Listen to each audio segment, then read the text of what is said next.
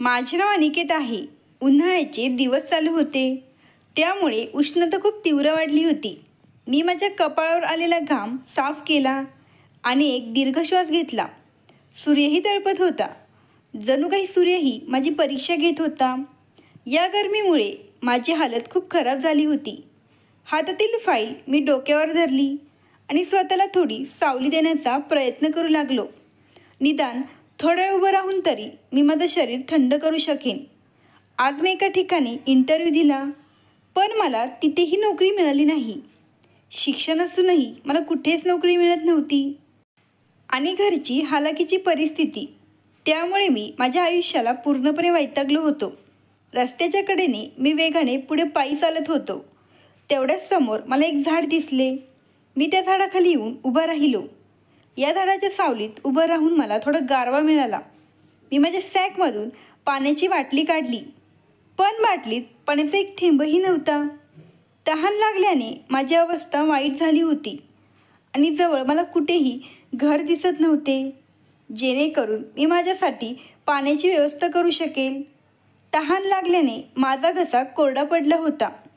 रस्त्यावर प्रत्येकजण येणारा जाणारा आपापल्या कामात व्यस्त दिसत होता आणि फक्त मी एकटाच असा आहे जो जन्मतः बेरोजगार होतो.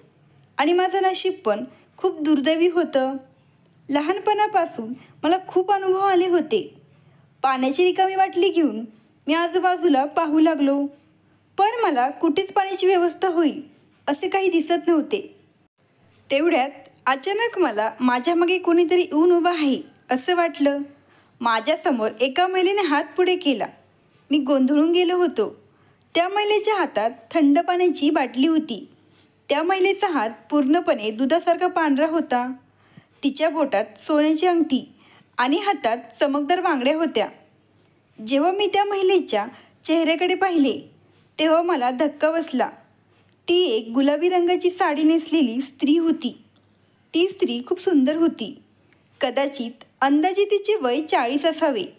इतके वय असूनही तिचे शरीर 20-25 वर्षाच्या मुलीसारखे दिसत होते.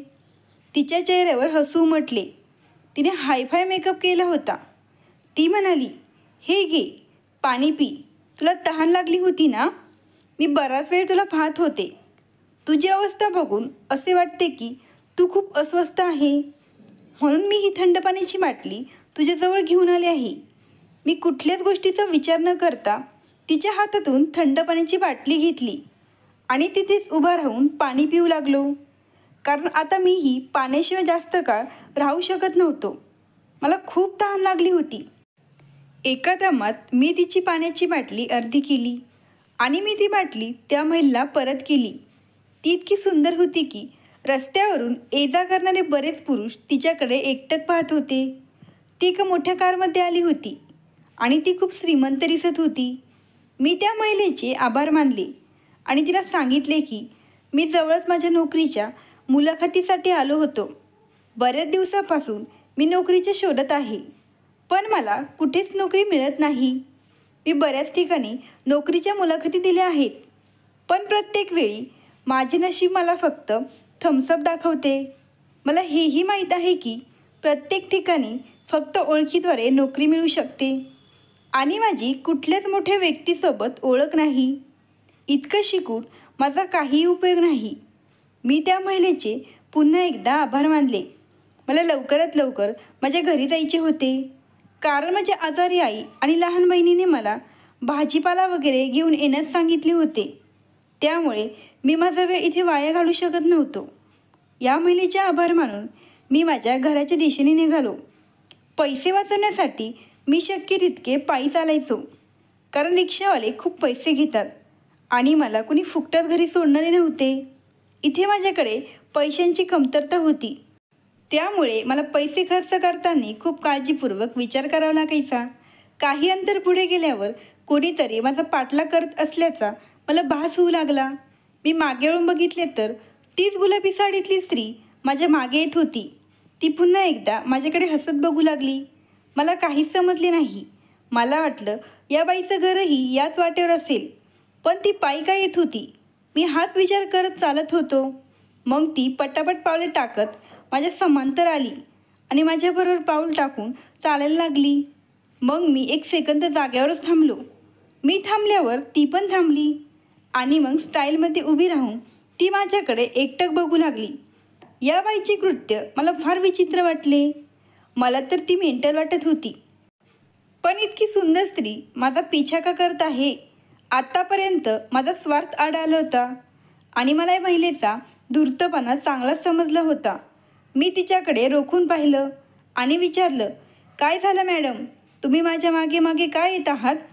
पाणी दिल्याबद्दल मी तुमचे आभार मानले. आता पाण्याचे पैसे द्यावे लागतील का? माझे बोलणे ऐकून ती हसायला लागली आणि तिने तिच्या पर्समधून व्हाईट कलरचे एनोले पॅकेट काढले. ते पॅकेट पाहून मी विचार करू लागलो, त्यात काय आहे आणि ही बाई हे पॅकेट मला का देत आहे? ती म्हणू लागली, घाबरू नकोस, हे तुझ्या फायद्यासाठी आहे. जेव्हा मी ते पॅकेट उघडले तेव्हा मला धक्का बसला, कारण त्यात खूप पैसे होते. माझे हात थरथर करू लागले. इथे माझ्या खिशात फक्त 200 रुपये होते आणि ही महिला ते 2 लाख रुपये असल्याचे सांगत होती आणि म्हणाली, हे पैसे मी तुम्हाला देणार आहे. तुम्हाला 2 लाख रुपयांचे मालक व्हायला आवडेल का?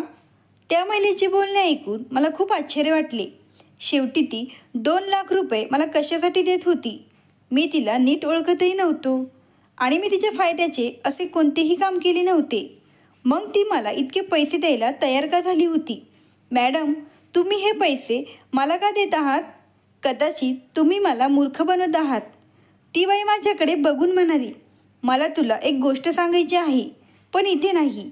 तिने तिच्या ड्रायव्हरला आवाज दिला. तेव्हा ड्रायव्हर कार घेऊन आमच्याजवळ आला आणि आम्ही दोघे गाडीत बसलो. काही अंतर पुढे गेल्यावर एक दाट झाडींचा रस्ता चालू झाला. मॅडमने ड्रायव्हरला गाडी थांबायला सांगितली आणि म्हणाल्या, ड्रायव्हर काका, तुम्ही कार घेऊन पुढच्या चौकात असलेल्या क्लासिक हॉटेलजवळ जाऊन थांबा, आम्ही येतोच. ती बाई माझ्या पुढे चालत होती आणि मी तिच्या मागे चालत होतो. माझ्या मनात आनंद झाला, कारण ही महिला मला 2 लाख रुपये देणार होती आणि मी 2 लाख रुपयांसाठी काही करायला तयार होतो. शेवटी 2 लाख ही माझ्यासाठी काही छोटी रक्कम नव्हती. निदान माझ्यासारख्या गरीब माणसासाठी तरी हा पैसा कमी नव्हता. या पैशातून मी माझा स्वतःचा व्यवसाय सुरू करू शकत होतो. त्यांनी मला विचारलं, तुझं नाव काय आहे? मॅडम, माझे नाव अनिकेत आहे. तू कुठे राहतोस?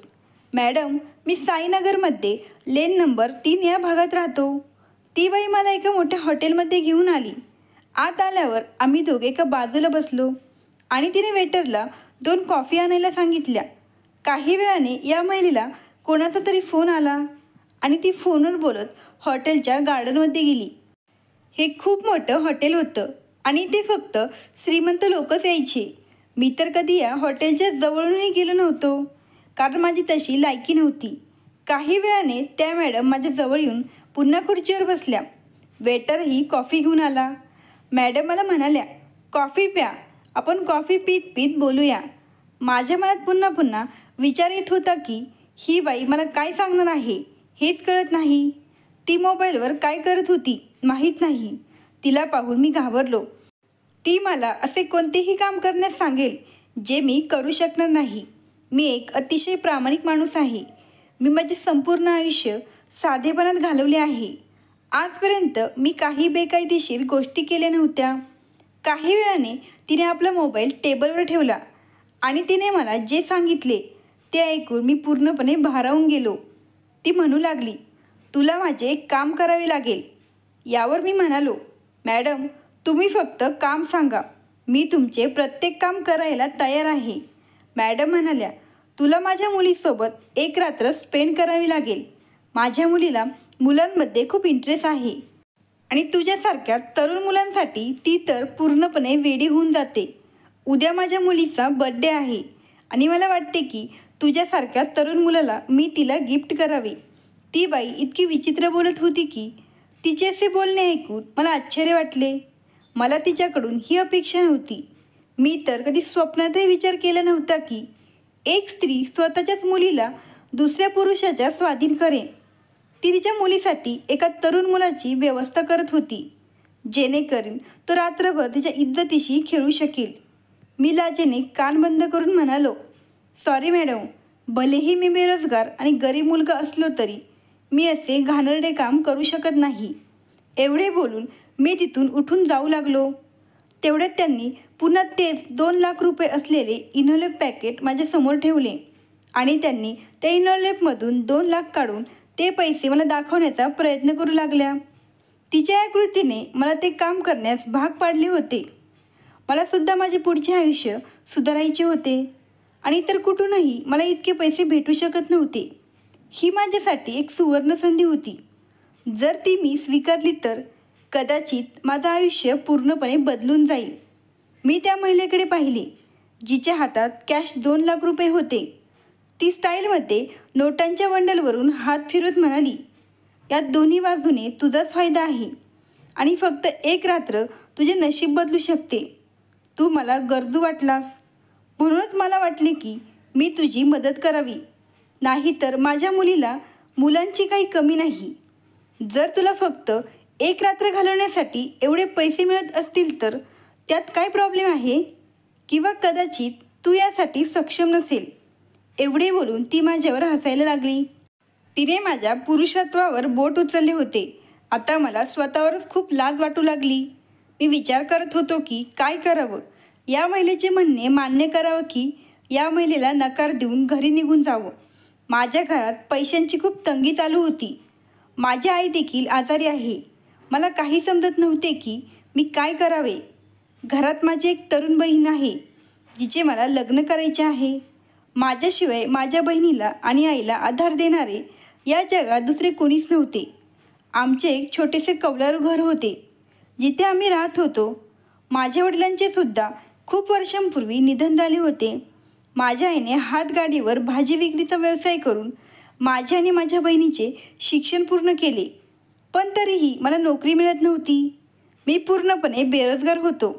मी घाईघाईत निर्णय घेतला की त्या महिलेचे म्हणणे मी स्वीकारायला तयार आहे. ती हसायला लागली आणि म्हणाली, वेल डन. मला तुझ्याकडून हीच अपेक्षा होती. यात तुझाच फायदा आहे. हे पैसे तुझे नशीब बदलतील. त्यानंतर तिने त्या 2 लाख रुपयांमधले मला 50,000 रुपये ॲडव्हान्स दिले आणि म्हणाली, हा तुमचा ॲडव्हान्स आहे. जा आणि मजा करा. काम झाल्यावर मी तुम्हाला उरलेले पैसे देईन. 50,000 रुपये घेऊन मी माझ्या घराकडे आलो. त्या महिलेने मला तिचा मोबाईल नंबर आणि घरचा पत्ता देखील दिला होता आणि मला तिच्या घरी किती वाजता यायचे हे देखील सांगितले होते. मी माझ्या घरी जायच्या अगोदर हॉटेलमधून पार्सल जेवण घेऊन घरी गेलो. कारण मला घरी परतायला खूप उशीर झाला होता. त्यामुळे मी हॉटेलमधूनच पार्सल जेवण घेतले. आणि दुसरे कारण म्हणजे याआधी आम्ही कधीच हॉटेलमधले जेवण जेवलो नव्हतो आणि आईसाठी काही औषधे व फळे घेऊन घरी गेलो. माझ्या आईने माझ्या हातात इतकं सामान पाहिलं आणि ते पाहून आईला आश्चर्य वाटलं. कारण आजपर्यंत मी इतकं सामान घेऊन घरी कधीच गेलो नव्हतो. माझी आई आणि बहीण मला विचारू लागली की तू हे सगळं कसं काय घेऊन आला? एवढे पैसे तुझ्याकडे कुठून आले? सकाळी तर तुझ्याकडे फक्त 200 रुपयेच होते. मग इतके पैसे तुझ्याकडे आले कुठून? आईचे बोलणे ऐकून मी जरा घाबरलो. आई ही आईच असते आणि तिच्यासमोर मी कसे खोटे बोलू शकतो? हातपाय धुत असताना मी आईला म्हणालो, आई, मला एका ठिकाणी नोकरी लागली आहे. त्यांनी मला ॲडव्हान्स दिला आहे. त्या पैशातून मी हे सामान तुझ्यासाठी आणले आहे. माझी बहीण आज मला खूप आनंदी दिसत होती कारण ती बिचारी नेहमी घरातील कामात व्यस्त असते. आज तिला स्वयंपाकातून सुट्टी मिळाली होती. माझ्या नोकरीबद्दल ऐकून आईला खूप आनंद झाला. ती मला आशीर्वाद देत म्हणाली, जर तुझी नोकरी अशीच चालू राहिली तर हळूहळू आपल्या घरची परिस्थिती खूप चांगली होईल. माझ्या बहिणीने माझ्यासाठी जेवण वाढले आणि आम्ही तिघांनी एकत्र बसून जेवण केले. पण मी अजूनही त्या महिलेचाच विचार करत होतो. तिच्या मुलीसोबत एक रात्र घालवण्यासाठी ती मला 2 लाख रुपये देणार होती. ती खरंच मला 2 लाख रुपये देईल का? किंवा ती मला मूर्ख तर बनवत नाही ना? जे काय असेल ते उद्या कळणार होते आणि सत्य समोर येणार होते. दुसऱ्या दिवशी मी कपाटातून नवीन ड्रेस काढला आणि ठरलेल्या वेळेवर तयार होऊन घराबाहेर पडू लागलो.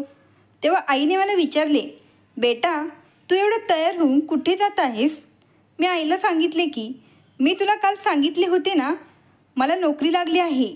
मी तिकडे चाललो आहे. तू ईश्वरचरणी प्रार्थना कर की तुझा मुलगा यशस्वी हो. हे ऐकून आईला खूप आनंद झाला.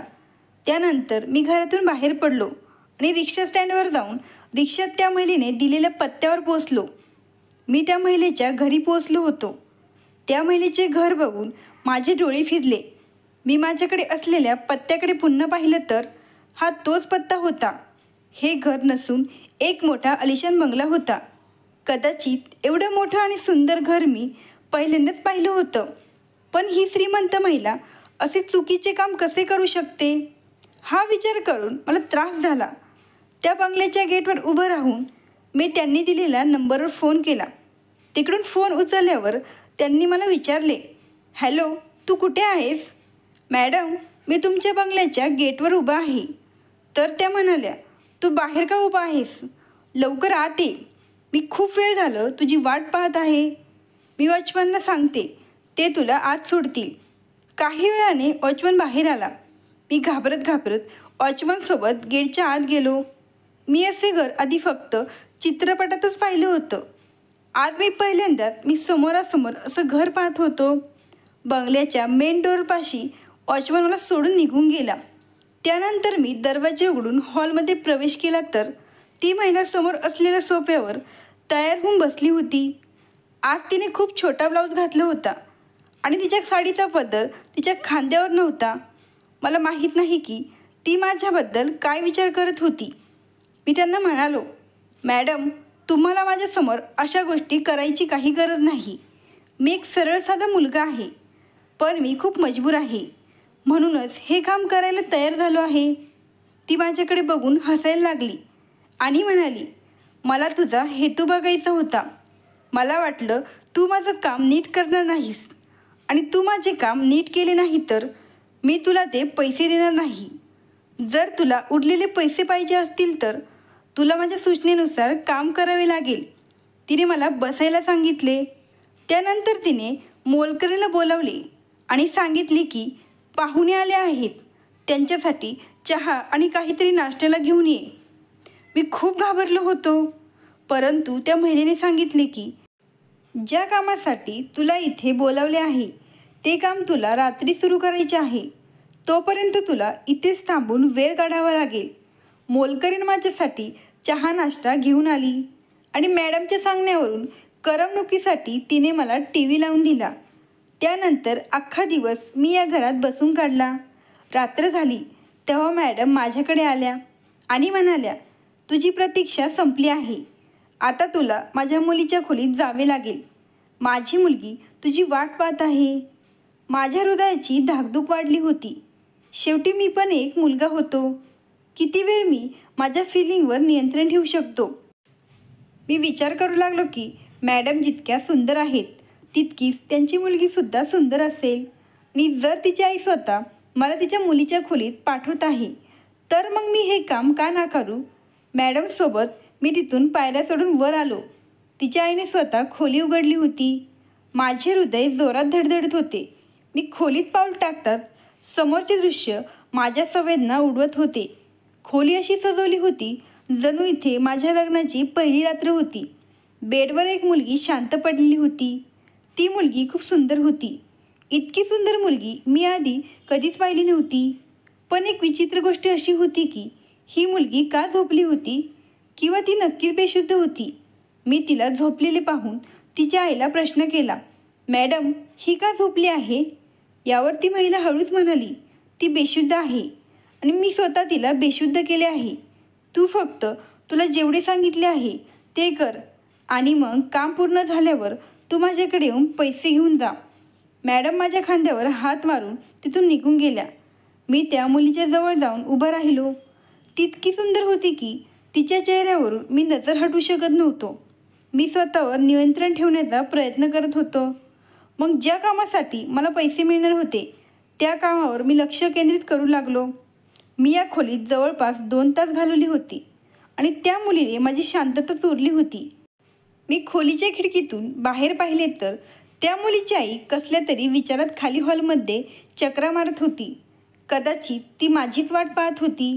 मी माझ्या शर्टचे बटन लावले आणि पायऱ्या उतरून खाली आलो. मॅडम माझ्याकडे एका विचित्र नजरेने पाहत होत्या. मी चेहऱ्यावर हसू आणले आणि म्हणालो, मॅडम तुमचे काम झाले आहे. हे ऐकून तिच्या चेहऱ्यावर हसू उमटले आणि ती म्हणाली, माझी मुलगी जागी तर झाली नाही ना? तिने काही रिॲक्ट तर केले नाही ना? मी तिला स्पष्ट सांगितले की नाही, बिचारी तुमची मुलगी अजूनही बेशुद्ध आहे आणि मी माझे काम पूर्ण केले आहे. हे ऐकून तिने आनंदाने उरलेले 1.5 लाख रुपये काढून माझ्या हातावर ठेवले आणि म्हणाली, आता तू जाऊ शकतो. मला पुन्हा कुठेही भेटू नकोस. आता तुझे काम पूर्ण झाले आहे. हे देखील लक्षात ठेव की याबद्दल कोणालाही सांगण्याची गरज नाही. नाहीतर मी तुझे काय हाल करीन हे तुला माहीत आहे आणि शिवाय या प्रकरणात तुला दोषी ठरवले जाईल. त्या महिलेचे सर्व काही म्हणणे ऐकून मी तिथून निघालो. मला झटपट 2 लाख रुपये मिळाले. ही माझ्यासाठी खूप आनंदाची गोष्ट होती. मी एक बहाणा केला आणि माझ्या आईला सांगितले की ऑफिसच्या पहिल्याच दिवशी बॉसने माझ्या कामावर खुश होऊन मला खूप पैसे दिले. आता माझे काम दिवसेंदिवस वाढत जाईल आणि आपल्या आयुष्यातून गरिबी दूर होईल. माझा आनंद पाहून आई अचानक विचारात पडली. रात्र झाली होती तेव्हा मला पुन्हा त्या मॅडमचा फोन आला. ती म्हणाली, मी तुझ्यावर खूप आनंदी आहे. तू माझ्या मनाला स्पर्श केलास. माझी इच्छा आज पूर्ण झाली आहे. मला माहीत नव्हते की तू माझे काम अशा प्रकारे पूर्ण करू शकतो. मला तुझे काम खूप आवडले आहे. जर तुला अधिक पैसे हवे असतील तर मला सांग, मी तुला आणखीन पैसे देईन. तू तुझं काम नीट करणार नाहीस असं मला वाटलं होतं, पण माझ्या मुलीची अवस्था लक्षात घेता तू माझे काम किती सोपे केले आहे हे तुला माहीत नाही. त्या महिलेकडून हे ऐकल्यानंतर मी फोन कट केला. त्यानंतर मी माझ्या मोबाईलवर रेकॉर्डिंग चालू केली, जे मी त्या महिलेच्या घरात रेकॉर्ड केले होते. योग्य वेळ आल्यावर त्या महिलेकडून आणखीन पैसे उकळण्यासाठी हे रेकॉर्डिंग मला उपयोगी पडणार होते. माझ्या हृदयात लोभ जागृत झाला होता, जो इतक्या सहजासहजी संपणार नव्हता. मी वेळ बघितली तेव्हा रात्रीचे 12 वाजले होते. आता मला झोपायला हवे, कारण मी सकाळी एक मोठे काम पूर्ण करणार होतो. दुसऱ्या दिवशी सकाळी उठलो आणि आंघोळ करून पुन्हा त्या महिलेच्या आलिशान बंगल्याजवळ गेलो. सकाळचे 7 वाजले होते. यावेळी तर सर्व श्रीमंत लोक झोपलेले असतात. मी खिशातून मोबाईल काढला आणि एका नंबरवर कॉल केला आणि काही वेळाने त्या बंगल्याचे गेट उघडले. गेट उघडून ती मुलगी बाहेर आली आणि माझ्यासोबत बाईकवर येऊन बसली. ही बाईकही माझी नव्हती. मी माझ्या मित्राकडून काही काळासाठी घेऊन आलो होतो. आता मला थेट कोर्टात जायचे होते, जिथे मी या मुलीसोबत कोर्ट मॅरेज करणार होतो. ही मुलगी सुमारे 20 वर्षांची होती आणि तिचे नाव अंजली होते. ती खूप सुंदर होती. तिच्या मोत्यासारख्या डोळ्यात अश्रू होते. ती माझ्यासोबत जे पाऊल उचलणार होती ते तिच्या भल्यासाठीच होतं. पण कालची घटना आम्हाला आठवू लागली. त्यानंतरच मी या मुलीशी लग्न करायचं ठरवलं होतं. मला तिचे फिलिंग जाणवत होते.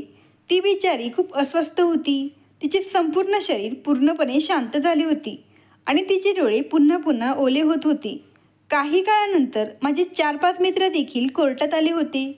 साक्षीदार म्हणून त्यांनी पेपरवर सह्या केल्या आणि आम्ही दोघे कायदेशीररित्या पती पत्नी झालो. पण हे करणं खूप गरजेचं होतं. काल रात्री जेव्हा मी या मुलीच्या खोलीत गेलो तेव्हा मी या मुलीकडे एक नजर टाकली. ती खूप सुंदर होती. ती एखाद्या फिल्मी नायिकेपेक्षा कमी दिसत नव्हती.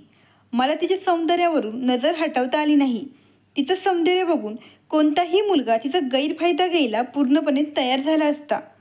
पण तिच्या चेहऱ्यावर मला एक विचित्र निरगस्त दिसत होती आणि तिचा दयाळूपणा पाहून माझे हृदय मला चुकीच्या गोष्टी करण्यापासून रोखत होते.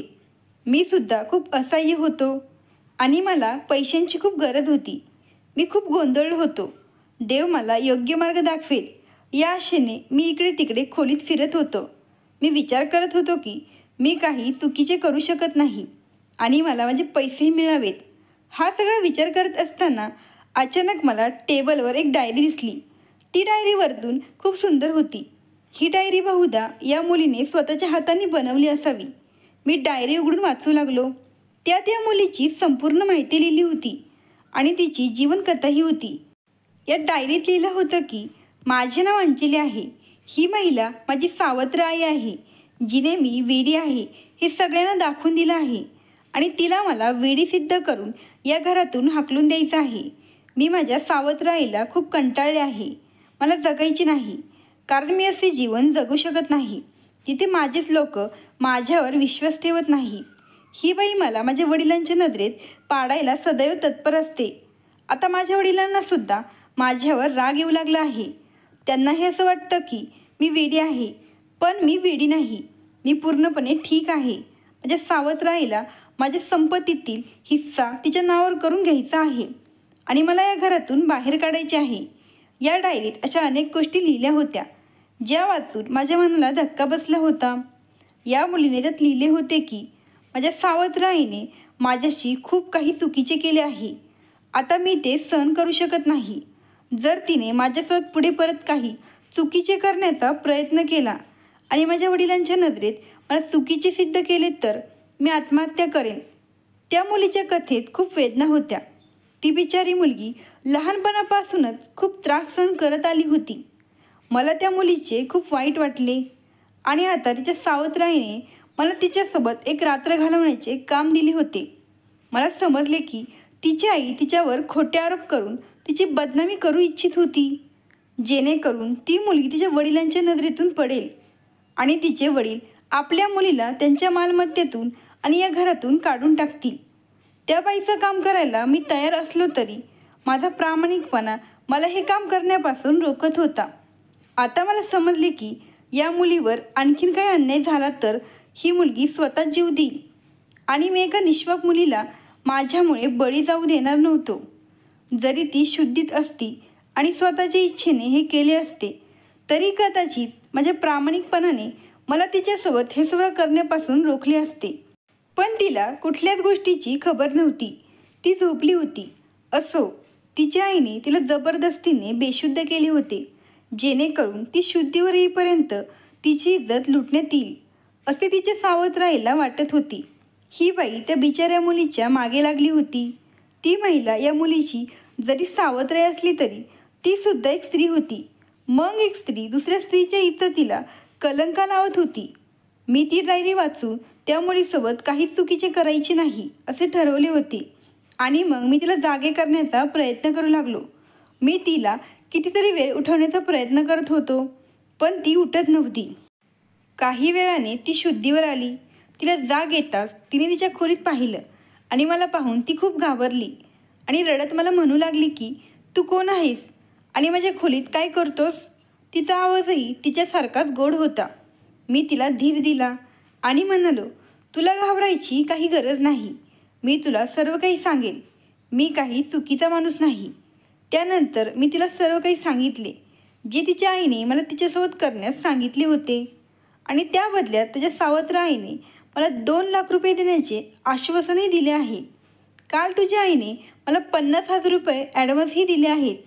हे ऐकून तिचा तिच्या कानांवर विश्वास बसेना. तिने आपला चेहरा हातात लपवला आणि ढसाढसा रडू लागली. ती म्हणाली की माझी सावत्र आई खूप वाईट स्त्री होती, हे मला माहीत होते, पण एक स्त्री असूनही ती या पातळीवर जाऊ शकते याचा मी कधीच विचार केला नव्हता. कोणीतरी खरं म्हटलं आहे की सावत्र आई ही सावत्र आईच असते. ती कधीच आपल्याला सख्या आईचे प्रेम देऊ शकत नाही. ती मला तिच्याबद्दल सांगू लागली. मी 10 वर्षांची असताना माझी आई एका आजाराने वारली. मी माझ्या आईवडिलांची एकुलती एक मुलगी होते. माझ्या आईवडिलांचा माझ्यावर खूप जीव होता. आमच्याकडे कशाचीही कमतरता नव्हती. माझ्या वडिलांनी माझ्या जन्मानंतर हा बंगला माझ्या नावावर केला होता आणि माझ्या वडिलांनी त्यांची सर्व संपत्ती माझ्या आईच्या उपचारासाठी खर्च केली, कारण त्यांना माझ्या आईला सर्व प्रकारे वाचवायचे होते. पण तरीही माझी आई वाचू शकली नाही. त्यानंतर माझ्या वडिलांनी माझ्या आईच्या मृत्यूचे दुःख मनावर घेतले आणि या दुःखात ते दारूच्या व्यसनाच्या अधीन झाले होते आणि त्यांनी त्यांच्या व्यवसायातही लक्ष देणे बंद केले होते. माझे वडील पूर्णपणे उद्ध्वस्त होऊन गेले होते. हा बंगला माझ्या नावावर होता. मी या बंगल्याची मालक होते. आई गेल्यानंतर मला पण खूप एकटं वाटायला लागलं होतं. पण काही दिवसानंतर मी माझ्या अभ्यासात व्यस्त झाले. मी माझ्या वडिलांची पूर्ण काळजी घेतली, पण अभ्यासात व्यस्त असल्यामुळे तेव्हापासून मला माझ्या वडिलांसोबत जास्त वेळ घालवता आला नाही. माझ्या वडिलांना त्यांच्या नातेवाईकांनी समजावून सांगितले की त्यांनी पुन्हा दुसरे लग्न करू नये. तेव्हा मी 15 वर्षांची झाले होते. आणि हळूहळू माझी तारुण्याच्या दिशेने वाटचाल सुरू झाली होती. पण त्याचवेळी माझ्या वडिलांनी माझ्या सावत्र आईशी लग्न केले, कारण ती माझ्या वडिलांच्या मित्राची बहीण होती आणि तिच्या पतीने तिला घटस्फोट देऊन घरातून बाहेर काढले होते. माझ्या वडिलांनी तिच्याशी लग्न करून तिला आमच्या घरात आधार दिला होता. माझ्या वडिलांना वाटले की ती त्यांची आणि माझी खूप काळजी घेईल. मलाही माझ्या वडिलांच्या दुसऱ्या लग्नावर काही आक्षेप नव्हता, कारण अशा प्रकारे माझ्या वडिलांचा एकटेपणा दूर होईल आणि मला माझ्या आईचे प्रेमही मिळेल असे मला वाटत होते. पण ही महिला घरात आल्यानंतर माझ्याविरुद्ध एकामागून एक खेळी खेळू लागली, कारण या बंगल्याशिवाय माझ्या वडिलांकडे दुसरी कोणतीही मोठी मालमत्ता नव्हती. हे या महिलेला चांगलेच माहीत होते, कारण जी काही माझ्या वडिलांकडे संपत्ती होती ती माझ्या आईच्या उपचारासाठी वापरण्यात आली होती. माझ्या वडिलांचा व्यवसाय खूप चांगला आहे. दुसऱ्यांदा लग्न केल्यानंतर त्यांनी पुन्हा आपल्या व्यवसायावर लक्ष केंद्रित केल्यामुळे ते पुन्हा भरपूर पैसा कमवू लागले. पण हा बंगला माझ्या नावावर असल्यामुळे माझ्या सावत्र आईला खटकत होते. मात्र ती आता माझ्या वडिलांची पत्नी म्हणून या घरात आली होती, त्यामुळे हा बंगला तिच्या नावावर असायला हवा असे तिला वाटत होते. मी तिला माझी आई समजून तिच्या जवळ जायचे, पण ती प्रत्येक वेळी माझा तिरस्कार करायची. प्रेमाने ती माझ्याशी कधी व्यवस्थित 2 शब्दही बोलली नाही. मात्र वडिलांसमोर ती माझ्यावर खूप प्रेम करते असे दाखवायची. पुस्तकातल्या कथेप्रमाणेच ती मला सावत्र आईची वागणूक द्यायची. बघता बघता दिवस निघून गेले आणि मी 18 वर्षांची झाले. तिने माझ्यावर खोटे आरोप करून माझ्या वडिलांना माझ्याविरुद्ध केले. कधीकधी माझे वडील माझे ऐकायचे, पण कधीकधी या बाईसाठी ते माझ्यावर हातही उचलायचे. तिने माझ्या वडिलांना माझ्या अशा विचित्र गोष्टी सांगितल्या की ते मला वेडी समजू लागले आणि त्यानंतर मला ते सतत एका खोलीत बंद ठेवू लागले. मी गेल्या 7-8 वर्षांपासून या खोलीत बंद होते. माझ्या वडिलांनी माझ्या नावावर असलेला बंगला माझ्या सावत्र आईच्या नावावर करावा अशी तिची इच्छा होती, पण आजपर्यंत माझ्या वडिलांच्या मनात असे काही आले नाही. माझी आई या घरात त्यांची पत्नी म्हणून आली आहे आणि आता तिचा त्यावर हक्क आहे. मला तो बंगला तिच्या नावावर करायला काहीच प्रॉब्लेम नव्हता, पण मला माहीत होते की जर मी हा बंगला तिच्या नावावर केला तर ती माझे आयुष्य आणखीन खराब करेल. तिने आधीच माझे आयुष्य खूप खराब केले आहे, कारण तिने मला वेडी सिद्ध केले आहे आणि माझ्या वडिलांना माझ्या विरुद्ध केले होते. इतकेच काय तर तिने माझ्या खोलीतून बाहेर पडणे देखील बंद केले आहे. म्हणूनच या महिलेने तुला माझ्या खोलीत रात्र घालवण्यासाठी पाठवण्याची युक्ती खेळली. मला खात्री आहे की या खोलीत कुठेतरी कॅमेरे बसवलेले असावेत, जेणेकरून ते पुरावे गोळा केल्यावर ती माझ्या वडिलांना ते पुरावे दाखवू शकेल आणि माझे वडीलसुद्धा मला या घरातून हाकलून लावतील आणि ती स्त्री या घरात आनंदाने राहील. ती मुलगी जोरजोरात रडत म्हणाली, माझ्या वडिलांशिवाय या जगात माझे कोणीही नाही. पण या बाईने माझ्या वडिलांना माझ्यापासून हिसकावून घेतले आहे. मला माझे हे जीवन अजिबात आवडत नाही. मला मरायचे आहे, मला मरायचे आहे. ती जोरजोरात ओरडत म्हणाली. मी तिला गप्प केले आणि म्हणालो, मी तुला साथ देईन, काळजी करू नकोस. मी तुझा गैरफायदा घेणारा माणूस नाही. माझे बोलणे ऐकून ती शांत झाली. मी म्हणालो, मी तुझी डायरी वाचली आहे. तुझ्या भूतकाळातील सर्व काही मला माहीत झाले आहे. ती म्हणू लागली की तू मला कशी मदत करणार? मी म्हणालो, मी तुझ्याशी लग्न करेल. मला तुझ्या मालमत्तेची चिंता नाही. मग मी तिला माझा प्लॅन सांगितला आणि माझ्या शर्टचे बटन लावत मी तिच्या आईकडून पैसे घेऊन निघालो. प्लॅननुसार दुसऱ्या दिवशी अंजलीने रडत रडत तिच्या आईला पोट दुखत असल्याचे सांगितले. त्यामुळे त्या महिलेने मला फोन करून सांगितले की तू खूप चांगले काम केले आहेस. मी तिला माझ्यासोबत आणले होते आणि आम्ही दोघांनी कोर्टात लग्न केले. अंजलीचे वडील 6 महिन्याच्या पासपोर्ट व्हिसावर कामानिमित्त अमेरिकेला गेले होते. जेव्हा अंजलीचे वडील 2 दिवसांनी घरी आले तेव्हा अंजलीच्या आईने त्यांना सांगितले की त्यांच्या मुलीने तिचे तोंड काळे केले आहे. आता पटकन तिला या घरातून हाकलून द्या. अंजलीच्या आईने अंजलीच्या वडीलांना खोलीत लावलेल्या कॅमेऱ्याचे रेकॉर्डिंग दाखवण्याचा प्रयत्न केला, पण रेकॉर्डिंग चालले नाही, कारण मी कॅमेऱ्याची वायर कट केली होती. त्यामुळे त्यात काहीच रेकॉर्ड झाली नाही. अंजलीने मला सांगितले होते की या खोलीत माझ्या आईने नक्कीच कॅमेरे लावले असतील आणि तिच्या म्हणण्यानुसार मी खोली चेक केली तेव्हा खोलीत कॅमेरे होते, कारण तिच्या आईला पुरावे गोळा करायचे होते. पण माझ्याकडे असा एक पुरावा होता ज्याने अंजलीची सावत्र आई बरबाद झाली होती. मी अंजलीच्या वडिलांच्या घरी जायच्या अगोदर तिच्या वडिलांना ती कॉल रेकॉर्डिंग पाठवली होती. दुसऱ्या दिवशी अंजलीच्या आईने मला फोन केला आणि सांगितले की तू माझ्या मुलीसोबत खूप चांगले काम केले आहेस. मला असेच हवे होते. मला फक्त तिचे आयुष्य उद्ध्वस्त करायचे आहे आणि ती अशीच रडत राहावी. जर तुला अजून पैसे हवे असतील तर मी तुला आणखीन पैसे देईल. ही संपूर्ण गोष्ट मी माझ्या मोबाईलमध्ये रेकॉर्ड केली होती आणि तिचे रेकॉर्डिंग अंजलीच्या वडिलांना पाठवले होते. अंजलीच्या वडिलांनी आपल्या मुलीवर हात उचलण्याऐवजी आपल्या पत्नीवर हात उगारला आणि तिचे रेकॉर्डिंग तिला ऐकवले. अंजलीच्या आईला असे कधीच वाटले नव्हते की तिने टाकलेल्या जाळ्यात ती स्वतःच अडकेल. अंजलीनेही सर्व काही खरे सांगून टाकले आणि सांगितले की मी त्या मुलासोबत लग्न केले आहे. मीही घटनास्थळी पोहोचलो आणि तिच्या वडिलांना सांगू लागलो की या बाईने मला या चुकीच्या कामासाठी पैसे दिले होते. अंजलीच्या वडिलांनी तिच्या दुसऱ्या आईला घटस्फोट दिला आणि तिला घराबाहेर हाकलून दिले. आता अंजलीची सावत्र आई घरोघरी अडखळत आहे. अर्थातच माझ्या मनात लालच भरला होता, पण मी कोणत्याही स्त्रीची इज्जत खराब करू शकलो नाही. माझा स्वाभिमान अजूनही जिवंत होता, त्यामुळे मी तिच्या शरीराला स्पर्श देखील केला नाही. माझ्या प्रामाणिकपणावर खुश होऊन अंजलीचे वडील म्हणाले, तुला गुपचूप लग्न करण्याची काय गरज होती? मी आनंदाने माझ्या मुलीचे लग्न तुझ्याशी करून दिले असते. आणि असंच झालं. त्यांनी आनंदाने माझ्या आणि अंजलीचे पुन्हा एकदा सर्वांसमोर लग्न लावून दिलं. माझ्या आई बहिणीचाही यावर काही आक्षेप नव्हता, कारण अंजली सुंदर असण्यासोबतच सुसंस्कृत आणि श्रीमंत कुटुंबातील मुलगी होती.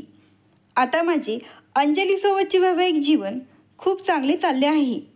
मित्रांनो, ही कथा आवडल्यास लगेच सबस्क्राईब करा. धन्यवाद. आभारी आहोत.